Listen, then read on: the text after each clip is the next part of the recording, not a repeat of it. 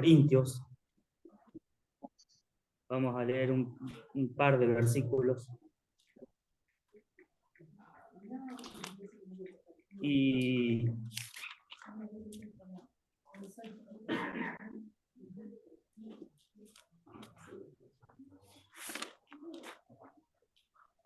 acá el apóstol Pablo les hace una exhortación a la iglesia de Corinto y les dice el versículo 1, 1 Corintios 1, le habla: porque no quiero, hermanos, que ignoréis que nuestros padres, hablando de el pueblo de Israel y del Antiguo Testamento. 1 Corintios capítulo 10, versículo 1. Porque no quiero, hermanos, que ignoréis que nuestros padres todos estuvieron bajo la nube y todos pasaron el mar y todos en Moisés fueron bautizados en la nube y en el mar. Y sigue diciendo varias cosas más. Y el versículo 6 está hablando de la historia de Israel, varios sucesos que cita. Y versículo 5 dice: pero de los más de ellos no se agradó Dios, por lo cual quedaron postrados en el desierto. Y habla de una serie de acontecimientos que pasó con Israel. Y bueno, llegamos al versículo 11. Bueno, el versículo 6 dice: mas estas cosas sucedieron como ejemplo para nosotros. Y bueno, dice, sigue con otras cosas más sobre la codicia y varias cosas de las cuales amonesta Pablo. Y lo que quería sacar de estos versículos es que, si bien Israel, la iglesia, no reemplaza al pueblo de Israel, pero hay varias similitudes, paralelismos que se pueden trazar, y nos termina diciendo el versículo 11: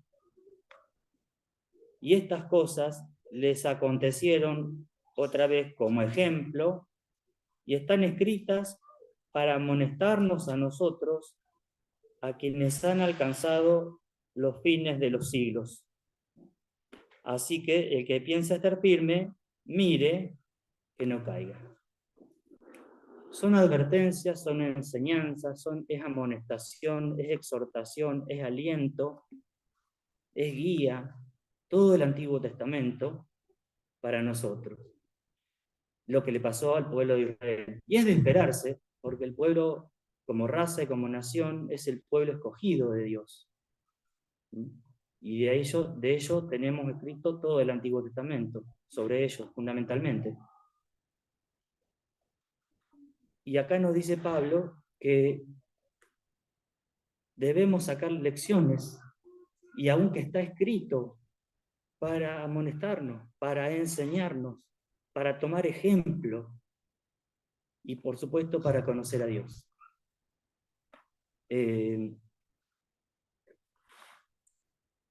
Ahora, en este mismo pasaje, las cosas que se citan de Israel no son las historias más felices de Israel. Se habla de cuando Israel tentó a Dios, de cuando fornicaron, de cuando codiciaron, de cuando murmuraron. Varias cosas negativas que pasaron en la historia de Israel. Sin embargo, el versículo 11 dice que las cosas que le pasaron a Israel son como ejemplo para nosotros. Y no todo fue negativo. No todo fueron problemas, no todo fueron errores, pecados. También tenemos, gracias a Dios, muchísimas, y creo que muchas más cosas positivas y que son de aliento y de enseñanza para nosotros. Y quería ir a una de ellas, a una de esas historias que tanto nos hace bien leer, que necesitamos oír y ver la mano de Dios, cómo se movió también en el pueblo de Israel, y también eso está escrito para amonestarnos, alentarnos, enseñarnos, etc. Y para que tomemos ejemplo de lo que ellos hicieron y de cómo Dios obró. Porque como dice el Señor Jesús, Él es el mismo ayer y hoy y por los siglos. Y el Dios del Antiguo Testamento es el mismo Dios del Nuevo Testamento de esta época, no ha cambiado. Por eso también es tan importante leer el Antiguo Testamento.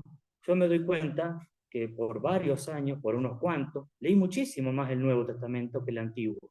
Claro, el Antiguo es más largo, tiene muchas historias, hay cosas que no se entienden, hay cosas que hay que estudiarlas, hay que buscar, hay cosas que tienen que ver con la historia, con la geografía, con las costumbres de Israel, y se nos hace difícil a veces, pero tiene tanta enseñanza y sobre todo nos muestra el corazón de Dios, cómo obró, cómo obra nuestro Dios y que es el mismo que hoy tenemos. Y quiero ir a ver lo que pasó con Ezequías, un rey de Israel. Este rey Ezequías fue un rey que siguió a Dios. Vamos a ir a 2 Crónicas, capítulo 30. Este fue de muchos reyes, como está relatado en Primera y Segunda Reyes, en Crónicas. Hubo muchos reyes que no fueron lo mejor para Israel, pero hubo buenos reyes. Fundamentalmente, después, Israel se dividió en dos, una parte norte y una parte sur, donde está Judá, donde está Jerusalén, y ahí hubo mejores reyes en general en el reino del sur de Israel. Y este rey Ezequías es de esta parte. 2 Crónicas, capítulo 30, Ezequías ya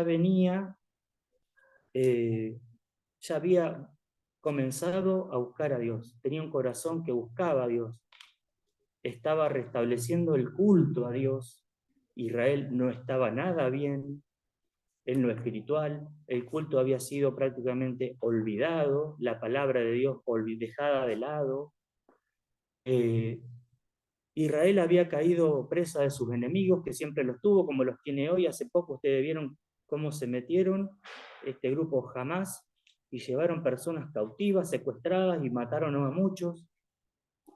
Y sobre todo hicieron mucho daño en una fiesta electrónica de música que tenían ahí. Y se vio, porque me llamó la atención y después vi en un video también, que había una imagen de un ídolo,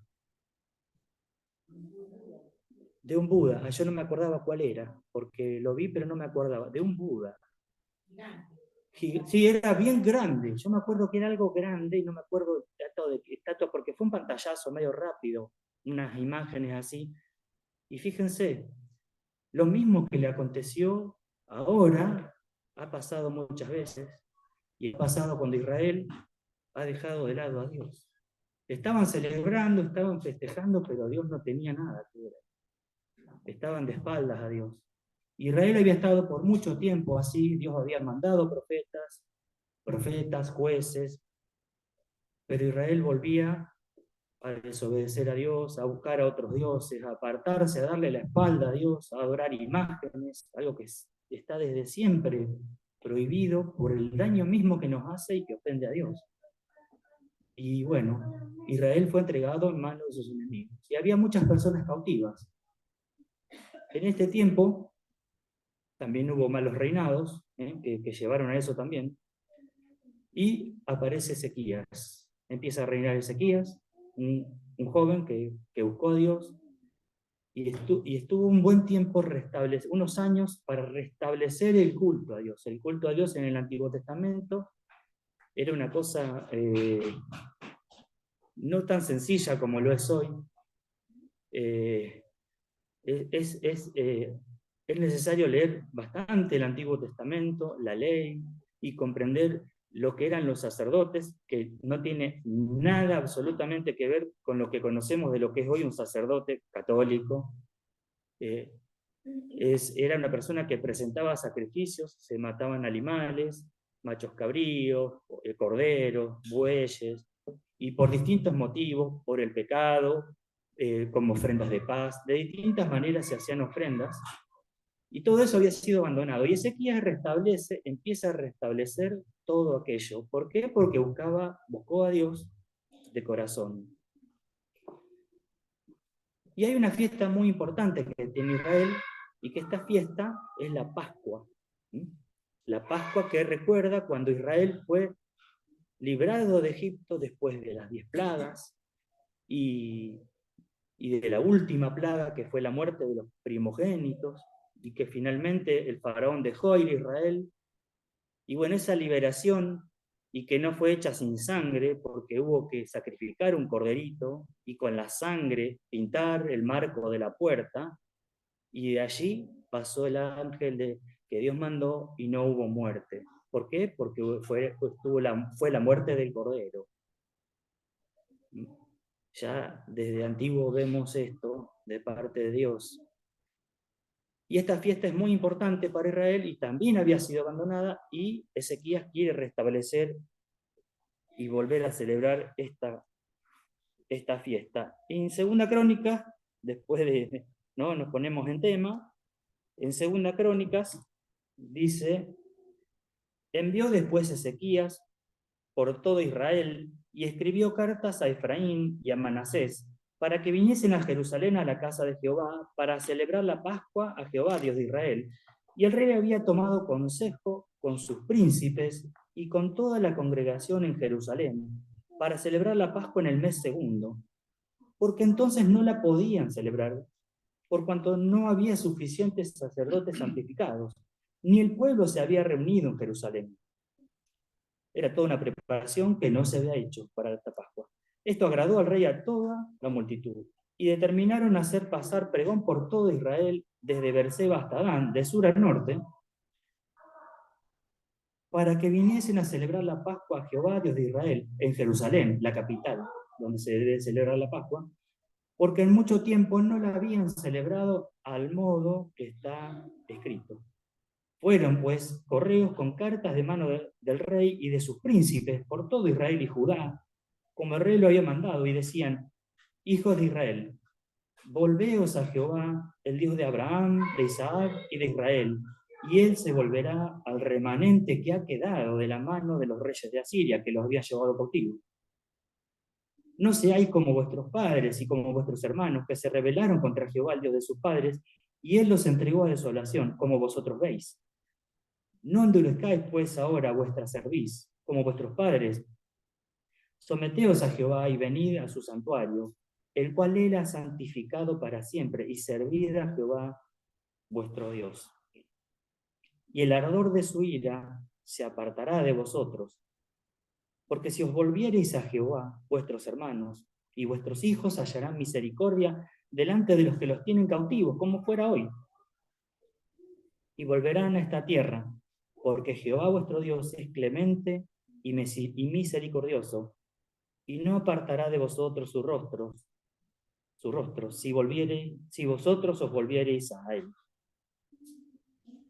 Y ahí viene lo que estos correos siguen, van por todo Israel, y dice el versículo 10: pasaron pues los correos de ciudad en ciudad por la tierra de Efraín y Manasés hasta Zabulón, mas se reían y burlaban de ellos.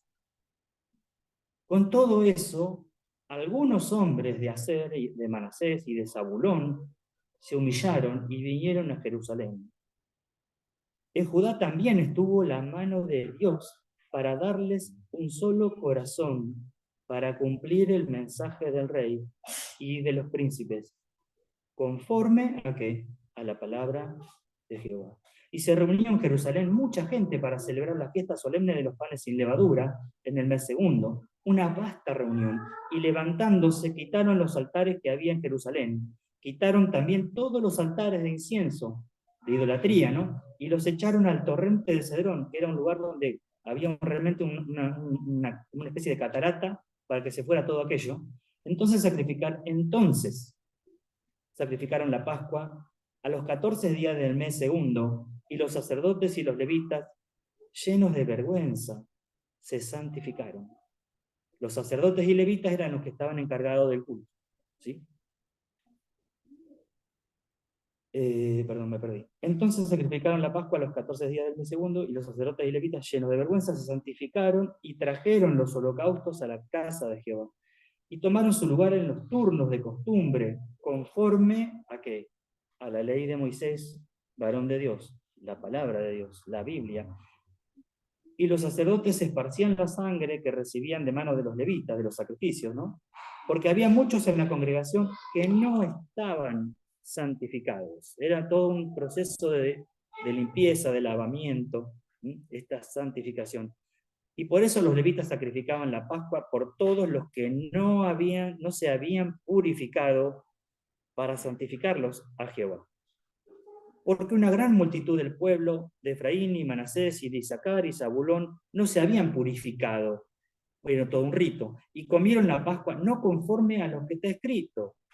Mas Ezequías oró por ellos, diciendo: Jehová, que es bueno, sea propicio. Esta palabra propicio es muy especial. Habla de cuando Dios perdona, cuando el hombre se arrepiente de corazón, y Dios es propicio para perdonar, para limpiar. Jehová, que es bueno, sea propicio a todo aquel que ha preparado su corazón para buscar a Dios. Y ahí está la clave.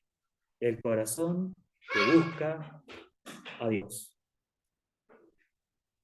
A Jehová, el Dios de sus padres, aunque no esté purificado según los ritos de la purificación del santuario. Se pasó por alto un reglamento estricto, una ley estricta, bien determinada, practicada por cientos de años, que no podía hacerse diferente, porque era el culto a Dios totalmente establecido y enseñado, pero no había tiempo. Ya era el mes segundo, ya estaba pasando el tiempo en que se hace la Pascua, no había tiempo, y ellos supieron poner el corazón y la fe y el amor a Dios antes que la ley. Tuvieron esa flexibilidad,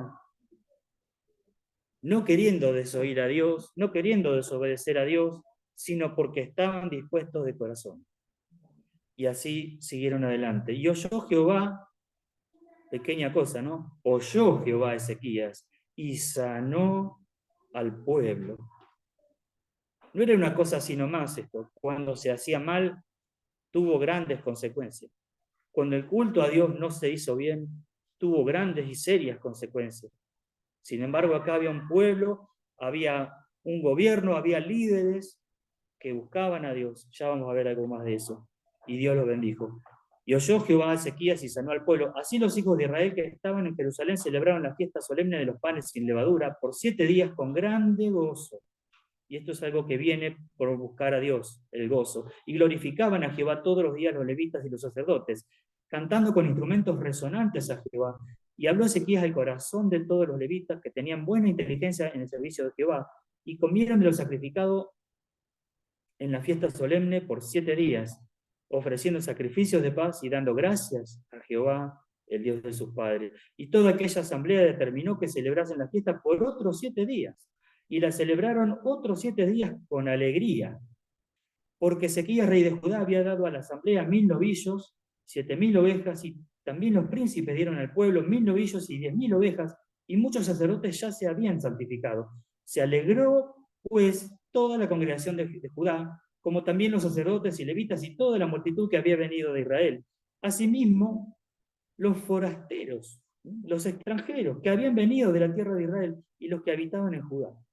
Hubo entonces gran regocijo en Jerusalén, porque desde los días de Salomón, hijo de David, rey de Israel, no había habido cosa semejante en Jerusalén.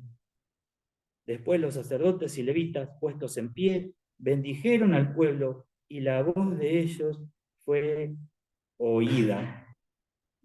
Y su oración llegó a la habitación de su santuario, al cielo.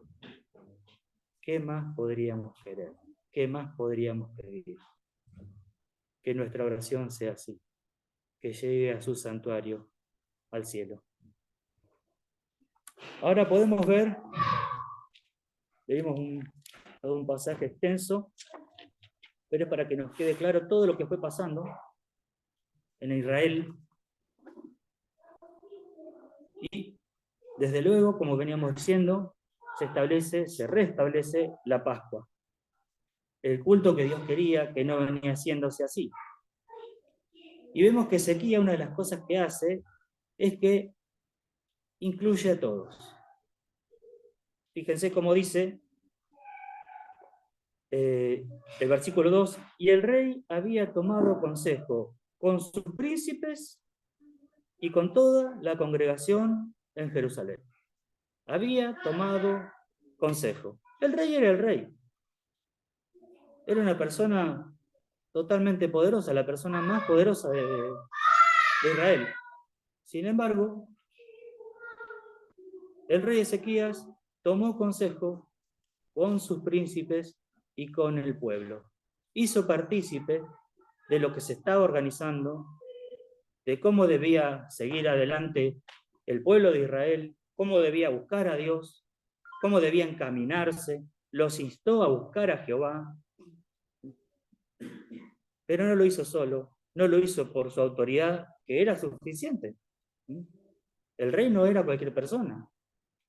Sin embargo, el rey Ezequías tomó consejo con los príncipes y con la misma. Y así vemos cómo después son los resultados. Vemos la unanimidad. Vemos cómo él incluyó a todos. No dejó a nadie afuera. Y no incluyó a más personas porque estaban lejos. Fue él, los príncipes y Jerusalén, el pueblo. ¿Y qué encontró? Apoyo, consenso, ayuda, y eso de ninguna manera le quitó autoridad. Y pensaba por qué él habría hecho esto, ¿no? Seguramente tendría varias razones, pero hay una cosa que se ve en Ezequías, podemos leer varios capítulos y lo vamos a encontrar que es así, en el 29 también, desde luego. Vemos que Ezequías entendía que el pueblo era el pueblo de Dios, no era el pueblo suyo, y que el culto era el culto a Dios. Y estuvo dándome vuelta estos días, porque estuvimos leyendo hace unos días atrás con Katy esta parte, ella hace una lectura y yo a veces la acompaño, y pensaba, ¿no? Ezequías entendió que el culto también era de Dios y para Dios. Y se me cruzaron dos palabras, reunión y culto. Obviamente que no es lo mismo. Y porque uno escucha, ve iglesia, ve en internet, conoce lo que hacemos acá, desde luego, escucha de otros lugares. Y veía lo que hizo Ezequías. Reunión puede haber de muchas clases. Hay reuniones de cooperadora, hay reuniones de comisiones de clubes, y hay reuniones en la iglesia también. Pero realmente lo que nosotros necesitamos es lo que hizo Ezequías. Ezequías no solo hizo y promovió una reunión, sino que promovió el culto a Dios. Nuestras reuniones, cada una de las que hacemos, ninguna es menos importante. Si bien destacamos desde luego la cena, porque ya sabemos que la instituyó el Señor y cómo debe hacerse y el motivo, y el tan grande, ¿no? Y me acordaba de una nena de hace muchos años atrás, yo estaba ahí en la iglesia de Roldán, era creyente hacía unos años, una nena de la escuela dominical, y uno tiene, ¿cómo decirlo? Uno tiene una alta estima de los hijos de Dios. Los hijos de Dios no son personas pero además son hijos. Y son hermanos. Nosotros no somos personas que se juntan así. todo aquel que se sienta hijo, que haya conocido a Dios, eh, los otros que también conocen a Dios, es un hermano. Y lo tenemos en alta estima. No nos da lo mismo lo que les pase, lo que no les pase, etc. Eso mueve nuestro corazón. Es lo más grande que hay en este mundo, sin creernos nada, en absoluto. Porque si algo bueno hay en nosotros, es lo que Dios puso y está limpiándonos. Pero realmente, como él dijo, ustedes son la luz del mundo, la sal del mundo, y por ustedes, y hasta que se complete el número de ustedes, yo no voy a venir, porque ahí se termina todo. Cuando ustedes se han quitado de este planeta, no queda nada que valga la pena.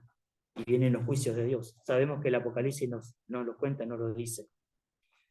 Y bueno, pensando en esto, lo que es la verdadera iglesia, que no son los ladrillos, son las personas. ¿Sí? Y lo que es el culto a Dios. Y una nena me dice una vez, porque sí, hablaba del cultito. Yo ni entendía qué quería decir, el cultito. Y yo digo, ¿de qué está hablando? No, el cultito, porque voy a ir al cultito. Y ese cultito era la iglesia. Y yo digo, ¿eh? me quedó me golpeó tanto, ¿no? Eh, ¿Cómo una nenita, ¿no? Una nena, 9 años, 10 años por ahí.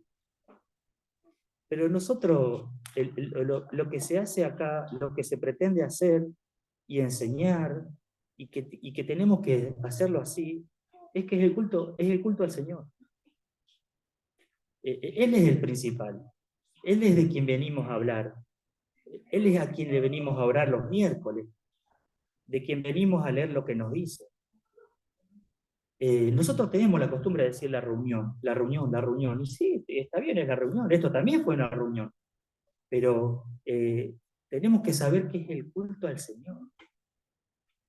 Es el culto a Dios. No puede haber algo más lindo, más llenador, que llene más el corazón cuando lo hacemos así. Fíjense cómo lo vivieron ellos acá, cómo lo fueron haciendo. El culto al Señor se hace bien para que tenga buenos resultados. Se debe hacer conforme a la palabra de Dios. Y de eso está regado todo este pasaje. Conforme a la palabra de Jehová, dice en varios lugares. Fíjense, hay un proverbio que dice, eh, mejor es creo que dice el pobre sabio que el rey viejo que no admite consejo. Un rey, para que llegara viejo, no son muchos los casos, porque así siempre ha sido un lugar de mucha dificultad, los reyes terminaban muertos, traicionados, y un rey viejo, para que llegue a viejo, realmente tenía que haber sido sabio, tenía que haber sido una persona hábil, inteligente, si no era muy difícil, y la mayoría no vivían muchos años. Si vemos en la escritura mismo, no era así. Eh, y aunque fuera viejo, aunque hubiera vivido toda una vida y hubiera tenido sus condiciones, ¿no? Dice, pero si no admite consejo, no es bueno. Y fíjense, Ezequías, ¿qué hace? Él era joven, pero era rey, y escuchó, habiendo tomado consejo. Eso es cuando una persona escucha, cuando una persona está viendo a los demás, conociendo a los demás, oyendo a los demás. Y así se decide todo esto, y en conjunto se envían estos correos, estas cartas, a todo Israel para establecer el culto al Señor. Y que no se estaba encarando religiosamente, desde luego que no, sino de corazón. Podemos verlo por todos lados en este pasaje.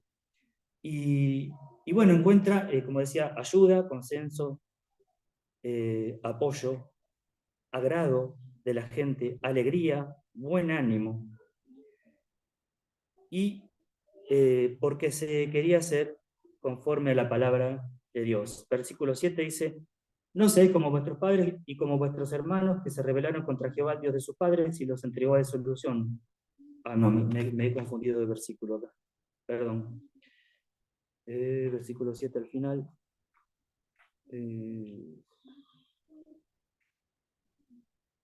Cuando servía Jehová vuestro Dios. Se me fue el versículo, perdónenme.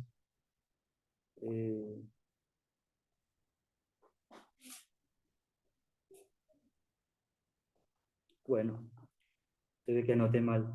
La cuestión es que fue hecho conforme a la palabra de Dios. Y los líderes estos animan, exhortan, enseñan y guían, fíjense, a un Dios que es el Dios verdadero. No solamente lo guían a Dios, al pueblo, sino que lo guían al Dios verdadero, a un Dios que le presentan al verdadero Dios. Fíjense que dice el versículo 7, eso sí: no seáis como vuestros padres, como vuestros hermanos que se rebelaron contra Jehová, el Dios de sus padres, y él los entregó a desolación como vosotros veis. No endurezcáis pues ahora vuestra cerviz como vuestros padres, someteos a Jehová y venid a su santuario, el cual él ha santificado para siempre, y servid a Jehová vuestro Dios, y el ardor de su ira se apartará de vosotros. Le presentaron a un Dios que también es justo, es un Dios bueno, como decía antes, y también un Dios justo, también un Dios celoso de nosotros, un Dios que también castiga. Ese castigo no debe pesarnos a nosotros, porque dice: ahora pues ninguna condenación hay, Romanos, para los que están en Cristo Jesús. Pero si ese castigo pesa sobre los de afuera, sobre los que no han buscado a Dios, sobre los que todavía no le han conocido, y eso debe movernos. ¿Para qué? Para llamarlo, para llamarle la atención, para mostrarle que hay una manera, para mostrarles esperanza, para hacerlos pensar en la eternidad, que es segura que va a ser así, y que puedan estar en el buen lugar y conocer al verdadero Dios. Un Dios justo, un Dios santo, no pasa por alto el pecado. Israel había desobedecido, y de qué forma, y así fueron las consecuencias. Pero son llamados a buscar al verdadero Dios. Y dice: y el ardor de su ira, terminando el 8, se apartará de vosotros. Porque si os volviereis a Jehová vuestros hermanos, y vuestros hijos hallarán misericordia delante de los que los tienen cautivos. Dios también es un Dios misericordioso. Así es Dios. No es un Dios todo bueno que todo lo pasa por alto. Es un Dios justo, castiga y disciplina a sus hijos, como lo dice. Y también es un Dios misericordioso que perdona, que vuelve las cosas a su lugar, que vuelve a traer los cautivos, que sean librados los cautivos como estaban ellos, y volver a su lugar, a su tierra. Y volverán a esta tierra, porque Jehová vuestro Dios es clemente y misericordioso, y no apartará de vosotros su rostro, si vosotros os volviereis a él. Dios no nos da la espalda. La única condición es que nosotros nos volvamos a él, para que él se vuelva a nosotros. Santiago dice: acercaos pues a Dios, y él se acercará a vosotros. Santiago 4. Y Dios es un Dios clemente. Bueno, después cuenta que algunos se burlaron. Se burlaron de esto. Y esto pasa. Ezequías y estos líderes enviaron estas cartas de todo corazón, instándolos a que vuelvan a Dios, a que se arrepientan, y que Dios los iba a oír, y que Dios le iba a traer los que se habían llevado cautivos, y que Dios es clemente y misericordioso, que Dios es bueno, que Dios no iba a apartar su vista si ellos se volvían a él. Y mucha gente se burlaron de estos correos, de esta gente, de los que les habían mandado en esta carta. Se reían y se burlaban. Y eso pasa. Y eso pasa, pero nuestra esperanza debe estar en que cuando le hablemos a alguien, le instemos a alguien a que se vuelva a Dios, a que busque a Dios, hemos de saber que se habrán de burlar muchos, pero no es eso solamente, sino que versículo 11 dice: con todo eso, algunos, no son la mayoría, pero siempre va a haber algunos hombres, como dice acá, de Aser, de Manasés y de Zabulón, se humillaron y vinieron a Jerusalén. Y en Judá también estuvo la mano de Dios para darles un solo corazón, para cumplir el mensaje del rey y de los príncipes, fíjense, conforme a la palabra de Jehová, la Biblia. Dios obra, Dios ve que se burlan, pero algunos van a escuchar, algunos van a buscar, algunos se van a humillar ante Dios. Y cuando toda esta movida era obedeciendo a la palabra de Dios, la mano de Jehová, dice, estuvo con ellos, para darles un solo corazón. Como dijera el Salmo 133, mirad cuán bello y delicioso es ver habitar los hermanos juntos y en armonía. Esta armonía es un solo corazón. Todos somos diferentes, pensamos diferente, hacemos las cosas de otro modo, tenemos una cultura distinta, venimos de una enseñanza diferente, pero sí podemos tener un corazón. Un corazón para buscar a Dios, para buscar al verdadero Dios. Un corazón para orar unos por otros como hacemos. Un corazón para escuchar la palabra de Dios y atenderla. Un corazón para humillarnos, como hicieron ellos. La humillación no es el primer día que una persona debe arrepentirse y creer para que ser perdonada y creer en el verdadero Dios y ser limpiado su pecado. La humillación es para todos los días, ante el verdadero Dios.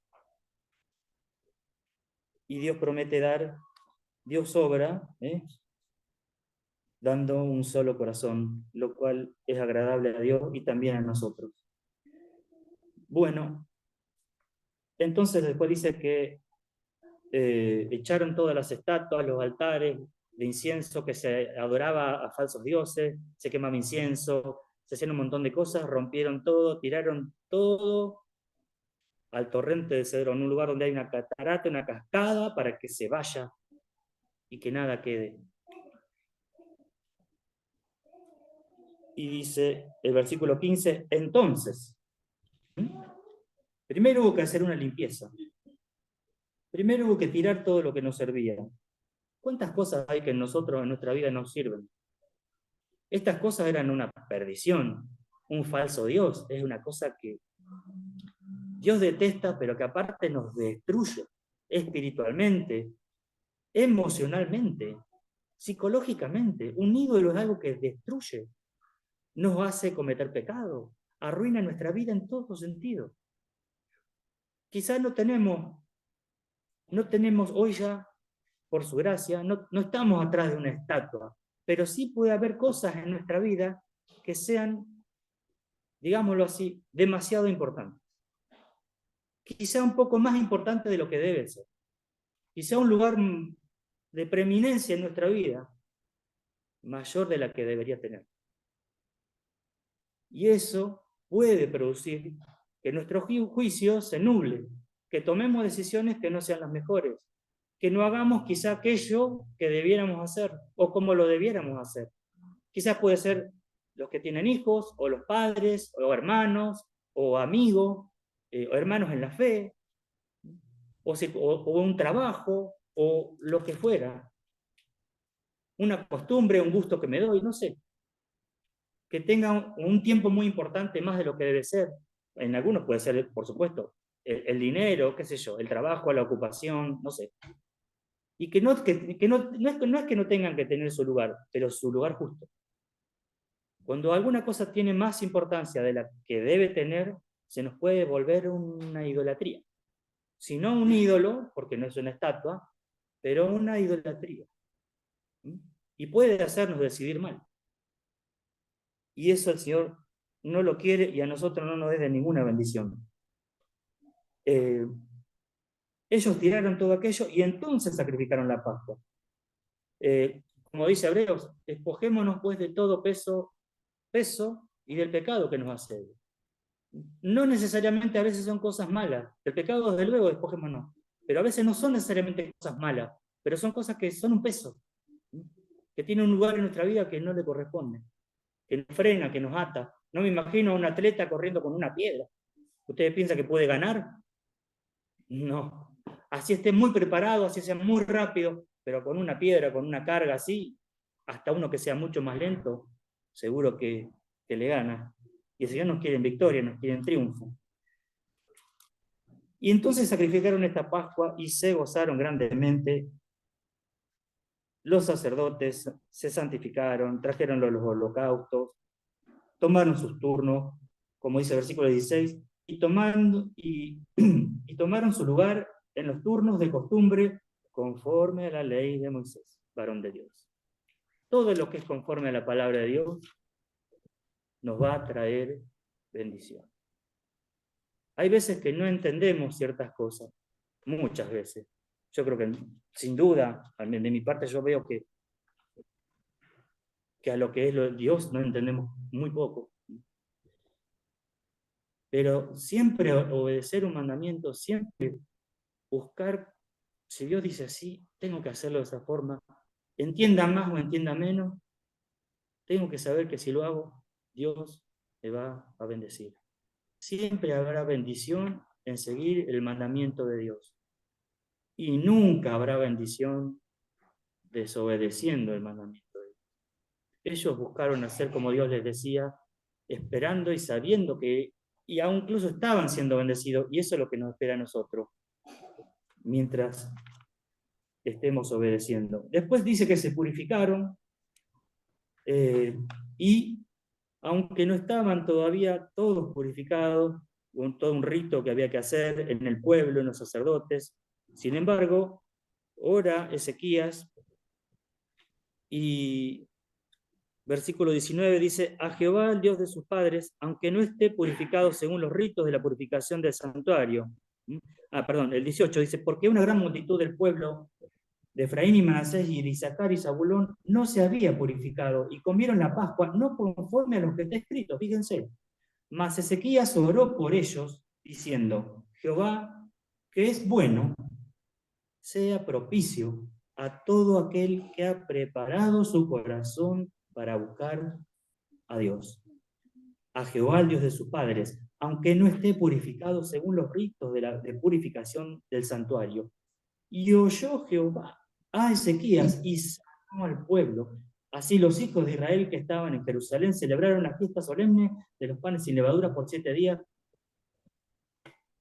con grande gozo y glorificaban a Jehová todos los días, los levitas y sacerdotes cantando con instrumentos resonantes a Jehová.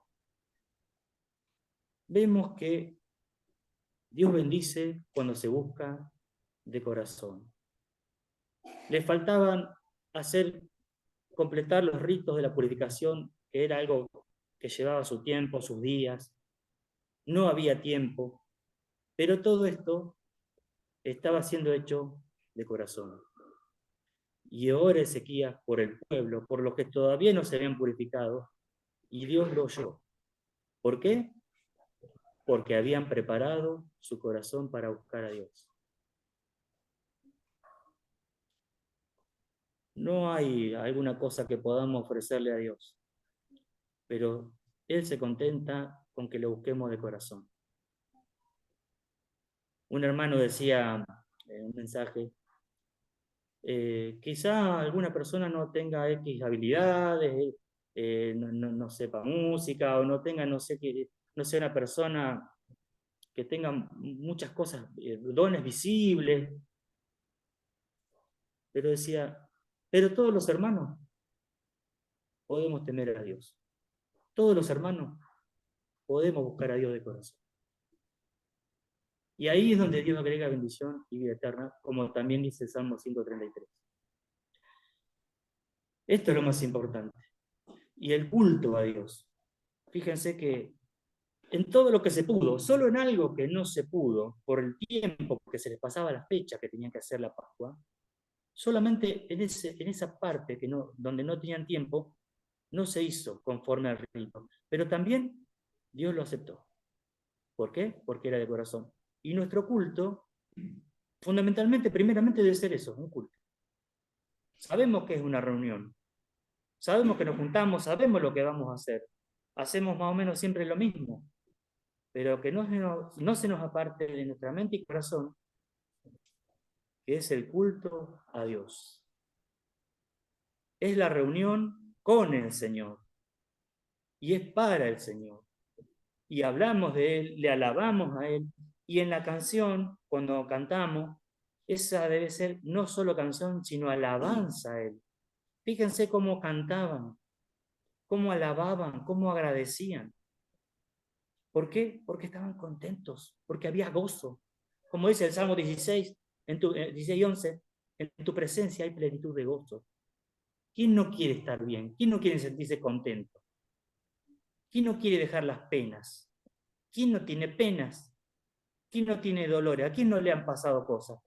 Acá todos tenemos más de 30 y bastante más, ¿no? Bueno, ¿quién no tiene cosas que no se le dieron en la vida?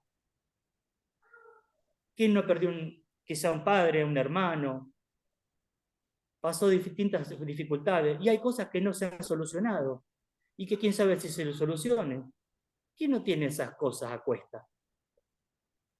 Pero Dios nos dice que en su presencia hay plenitud de gozo para sobrellevarlo, para hacer que nuestra vida siga adelante, para que sea una vida que valga la pena ser vivida y no con una esperanza falsa, ¿eh?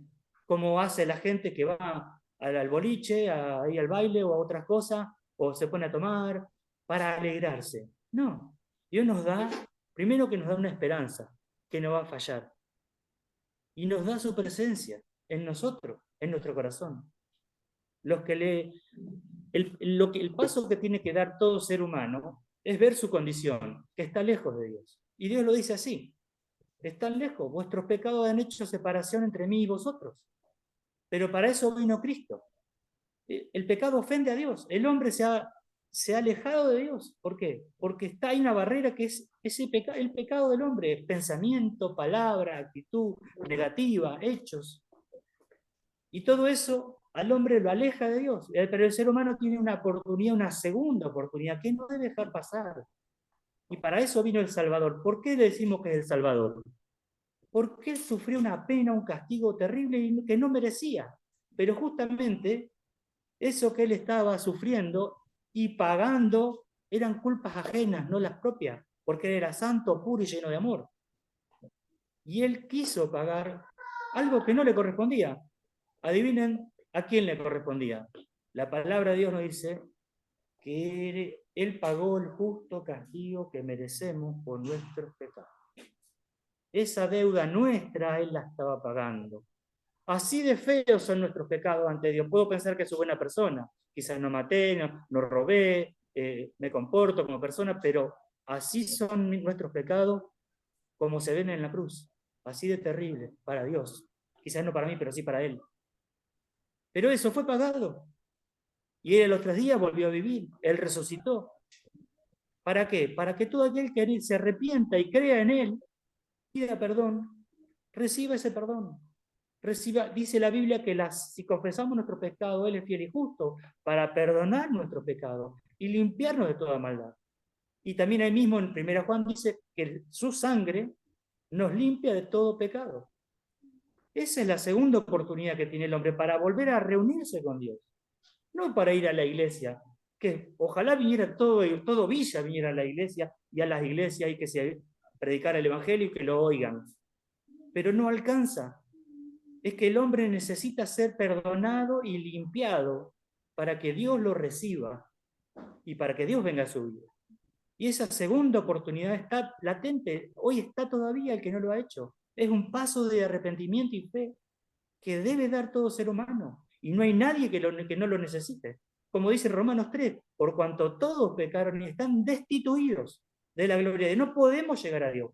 Pero Cristo vino a abrirnos esa puerta, pero hay que pasar por allí. La puerta del arrepentimiento, la puerta del perdón, la puerta de la fe. Y Él promete perdón, limpieza y una vida nueva. ¿Y por qué lo decimos con seguridad? Porque Él nos lo ha cumplido en nosotros. Lo dice la Biblia. Lo podemos explicarlo mucho mejor, leer muchos más pasajes. Lo dice la Biblia así. Lo creemos así. Pero aparte, Él lo ha hecho en nosotros.